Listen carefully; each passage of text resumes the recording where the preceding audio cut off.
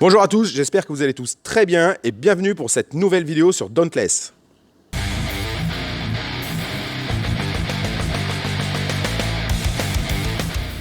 Salut les copains, on se retrouve une nouvelle fois sur le jeu Dauntless et aujourd'hui on va parler de la reforge des armes. Mais avant toute chose, on n'oublie pas de mettre un petit pouce bleu et de s'abonner afin de soutenir la chaîne et de la faire progresser et je vous en remercie énormément. Donc la reforge d'armes, une fois que vous aurez atteint le niveau 20 avec une arme, il sera maintenant temps de la reforger. Et si vous avez du mal à monter vos armes au niveau max ou que vous trouvez ça long, vous trouverez sur la chaîne une vidéo sur comment monter vos armes rapidement, celle-ci pourra sûrement vous aider.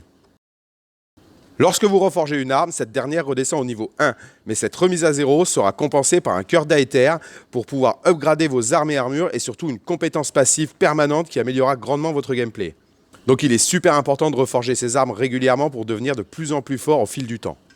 Déjà, la première chose à faire si vous voulez reforger votre arme, il va falloir débloquer l'onglet Reforge dans la voie du Slayer.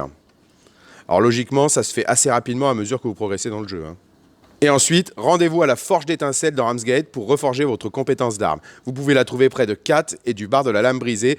C'est au premier étage, donc vous montez l'escalier en face, pas suite droite, le grand de gauche, vous allez tout droit et vous tombez dessus, vous ne pouvez pas la rater. Celle-ci vous coûtera uniquement 100 éclats d'Aether. Maintenant que vous avez accès à la reforge et que vous savez où reforger votre arme, on va regarder ensemble ce que celle-ci va vous rapporter. Premièrement, ce sera l'ajout d'un bonus passif permanent. Des bonus passifs, il y en a 7, un par type d'arme, plus un qui va augmenter votre gain d'XP d'arme en échange de pièces de combat et d'exploration. Et ce dernier est très utile pour pouvoir enchaîner les reforges, du coup ça va un petit peu plus vite à monter ces armes. Donc les bonus d'épée vous feront gagner 2% de vitesse de charge. La hache vous fera gagner plus 1% de puissance d'attaque. Le marteau, lui, vous fera gagner plus 3% en dégâts étourdissants. Les chaînes lames, quant à elles, vous feront gagner 2% de réduction en coût d'endurance. Ça, c'est très pratique.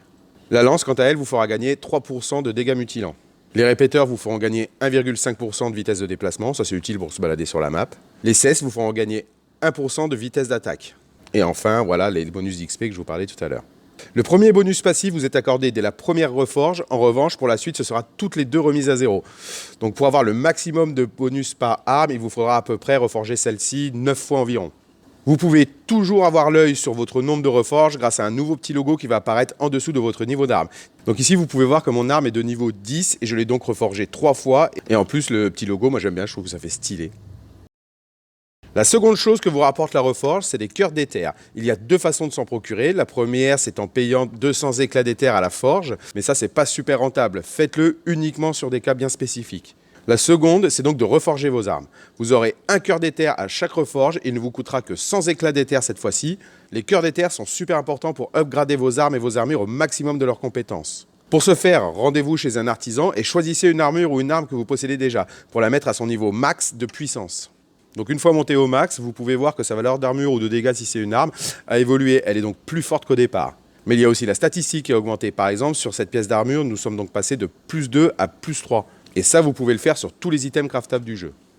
Donc avec la reforge, moi perso, je monte en priorité tout ce qui va me booster mes dégâts. La hache et les cestes pour la vitesse et la puissance d'attaque. Mais attention à ne pas négliger les autres armes, vous en aurez besoin. Et pour les cœurs, je priorise toujours les armes et j'upgrade les armures uniquement au moment où je me fabrique un nouveau build.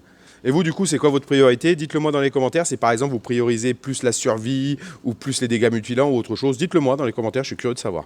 Voilà, donc on arrive au bout de ce petit guide sur la reforge de vos armes sur Dauntless. J'espère que celui-ci vous aura plu. Si c'est le cas, merci de mettre un petit pouce bleu. S'il y a des sujets sur Dauntless que vous voulez que j'aborde, pareil, dites-le moi dans les commentaires. Je lis et je réponds à tous les commentaires. En même temps, j'ai 4 commentaires par vidéo. Et surtout, on n'oublie pas de s'abonner à la chaîne, ça fait toujours plaisir. Je vous rappelle que je stream sur Twitch toutes les nuits de 3h30 à 6h du matin. Donc si vous n'arrivez pas à dormir, n'hésitez pas à venir faire un petit tour sur le live pour poser des questions. On pourra même jouer ensemble si vous avez envie de temps en temps. Vous trouverez le lien en dessous de cette vidéo dans la description. Quant à moi, je vous remercie beaucoup de m'avoir suivi. Portez-vous bien et à bientôt pour une nouvelle vidéo. Bisous!